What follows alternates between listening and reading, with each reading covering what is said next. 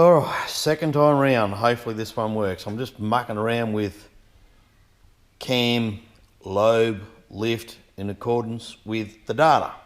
Data being ProCam's data, and I'm a total and absolute amateur at dialing in a cam. I've never bothered, I've just lined it up. However, my understanding is that at 50 thou, the inlet 50 thou, when the valve opens at 50 thou, the timing will be at -1 before top dead center. Now, that is not compression stroke. That is an intake stroke. That is my understanding. The information is not written there. It took me a while to work it out. I was doing my head in. So, that really hurt. That's why we have steel cap boots, but it missed. So, looking at the gauge, there should be nothing happening. And we're not. There's nothing happening. Good. So we keep spinning. And we go, righto, let's get it to 50 thou.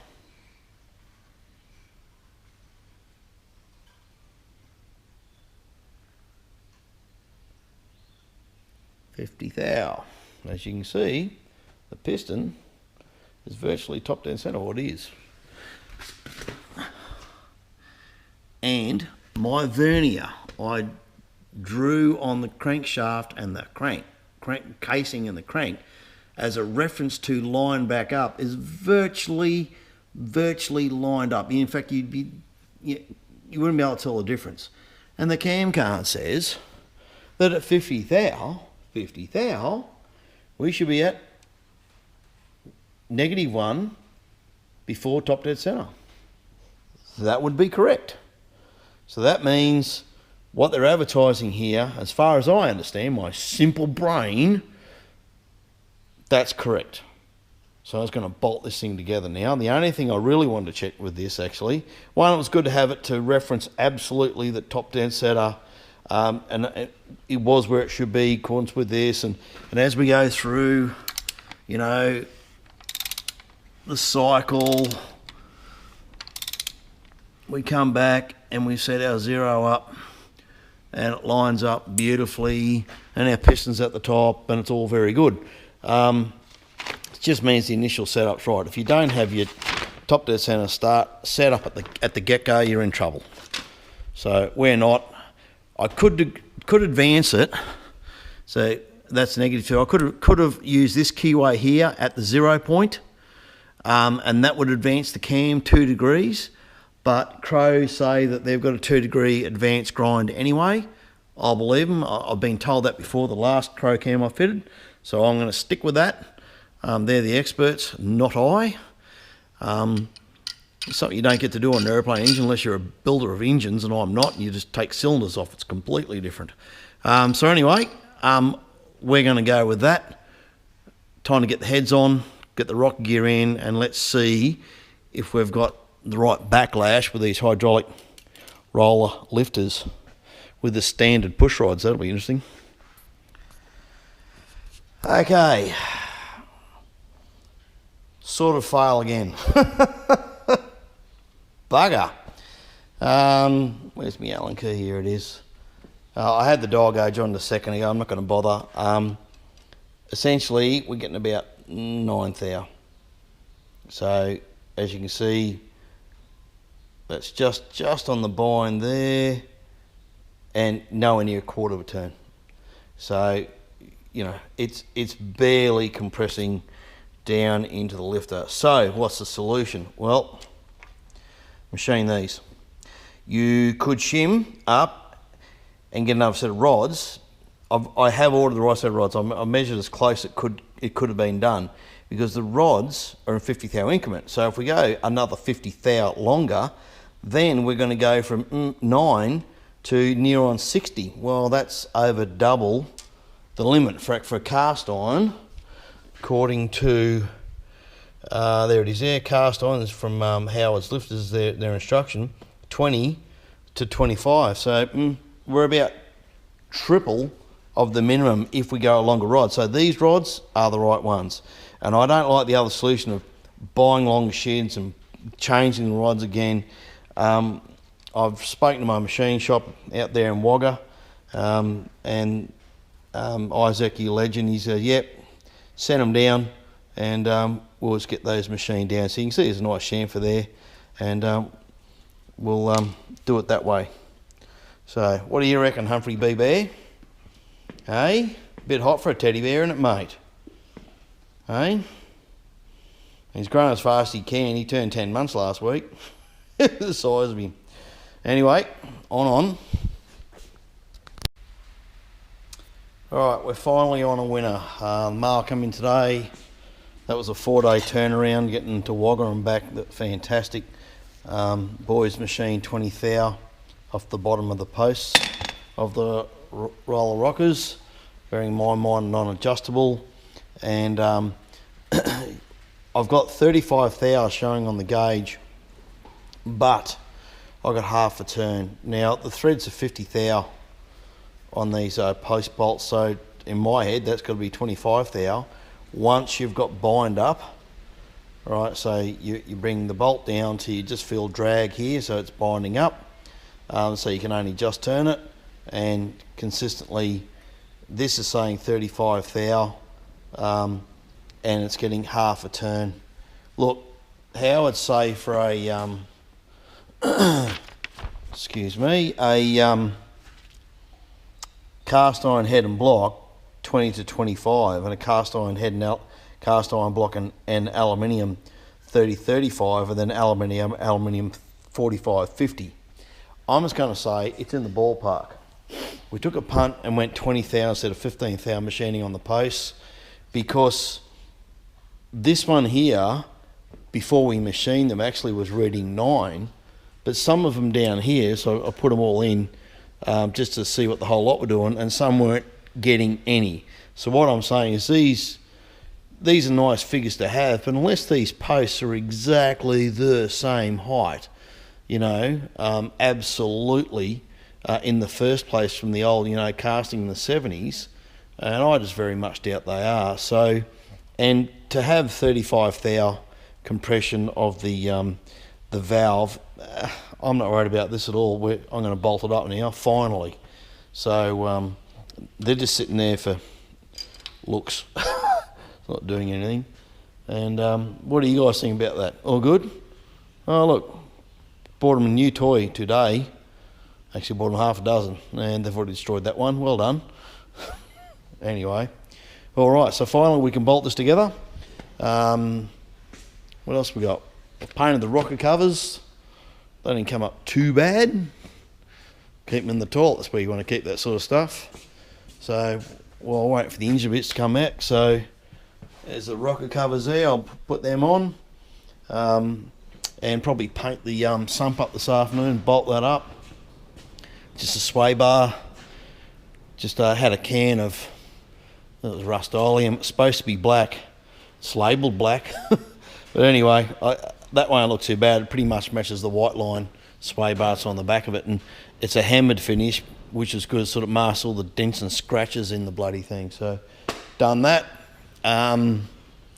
Painted the fuel tank black and silver on the other side. I know they were just a metal colour finish, but I think that'll look better. Black underneath. We'll paint the inlet manifold. What else have we done? Bits and bobs, just trying to keep busy while the thing moves on. That's the battery tray. That came up all right.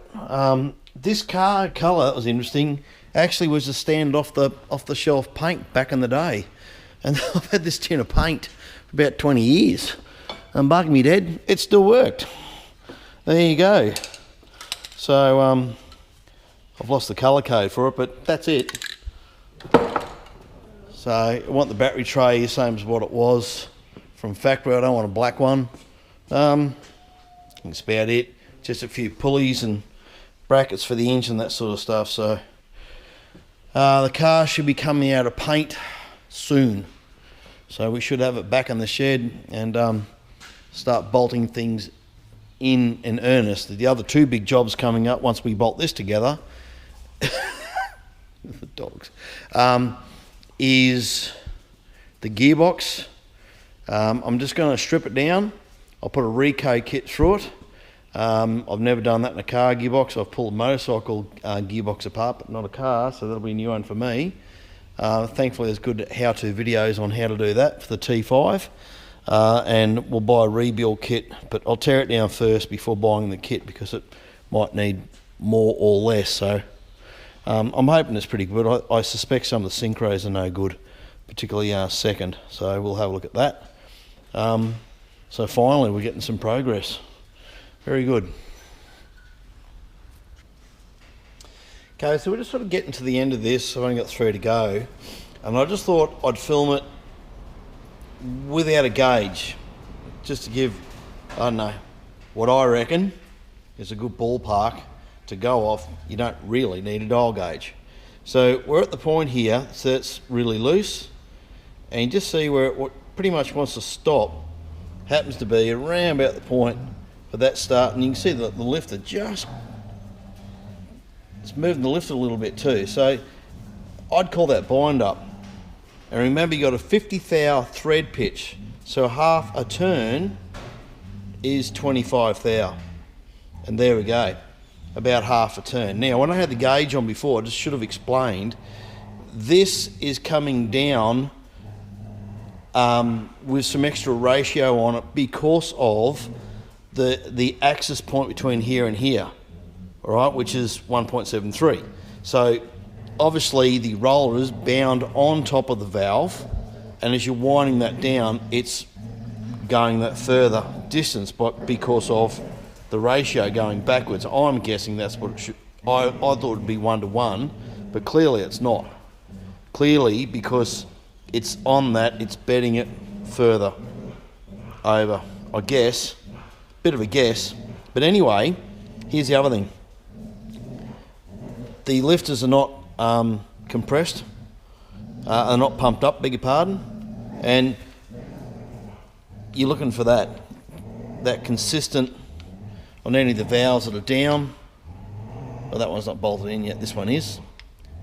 So you got that nice movement, but we know we have loaded up the valve, so the valve inside the lifter isn't all the way up, and at the end of the day, you're looking for the push rod to be holding the valve down a little bit into its operating space.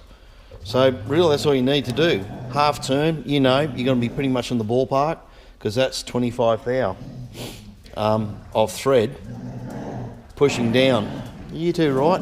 Fair dinkum. Brother and sister, believe it or not. Same litter. Don't ask. So anyway, that's just another way of doing it. Take it up. She starts to bind. It was about there. Whoop. A bit further. Yeah, you can just feel it. Just go, yep, it's just another way of doing it. And if you're getting, you know, that nice half turn, happy days. I reckon you'll be right. There's no guarantees, but I reckon you'll be right. I'm going to be right. I'm happy with this. This is, I reckon it's about where it should be. And that's always a good sign, that. So, yeah, the lifters will pump up and take care of that. So good. What do you lot reckon, eh? Are you being a good boy, are you, buddy? Eh? It's just a baby. He's only 10.5 months now, aren't you, mate? Eh? Just a baby boy. Look at him. Baby giant. Good boy.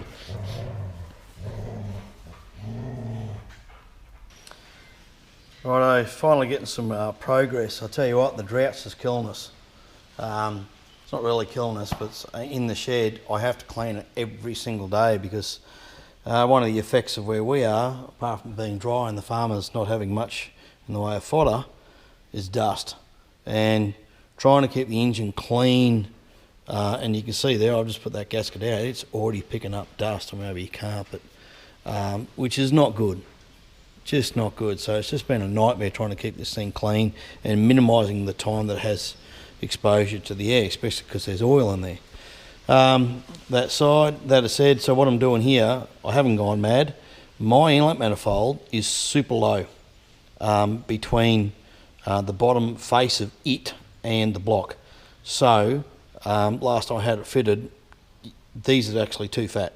So I just put a bead of ultra copper down, and all I've got here, the masking tape, is just so I've just got a nice edge of where the thing belongs.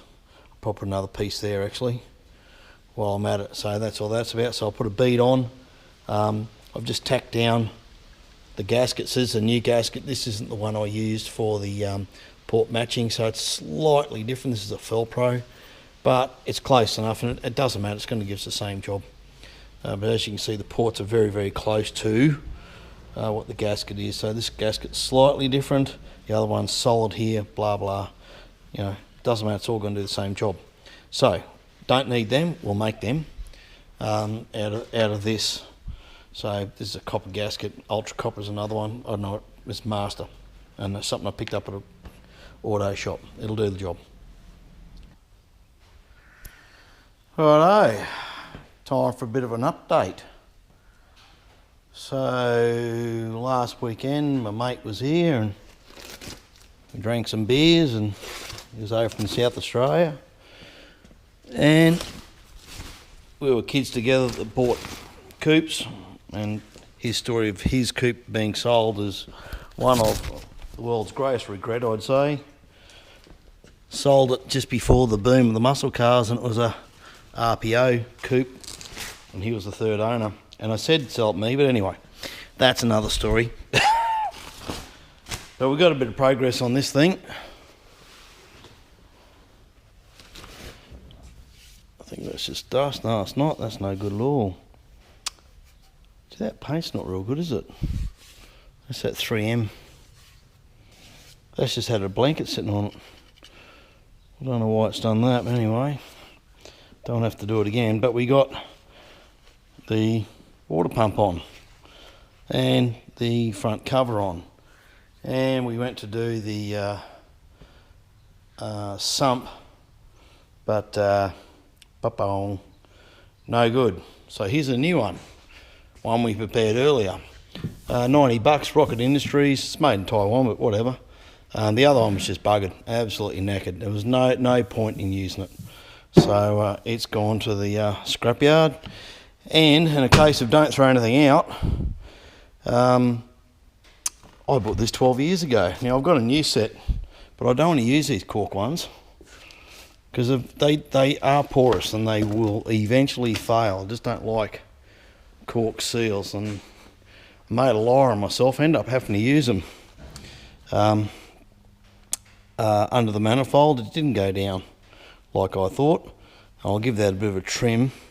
So today, hoping, I should do, we'll get the sump on and we'll paint the rest of the engine, see what it comes up like. It'll come up alright. I know it looks terrible at the moment, but it'll come up alright. Like I said, it's not a show quality car. I'll leave them there like that because I believe I'm getting 2 OEM ones with either Holly or Phytech or one of them,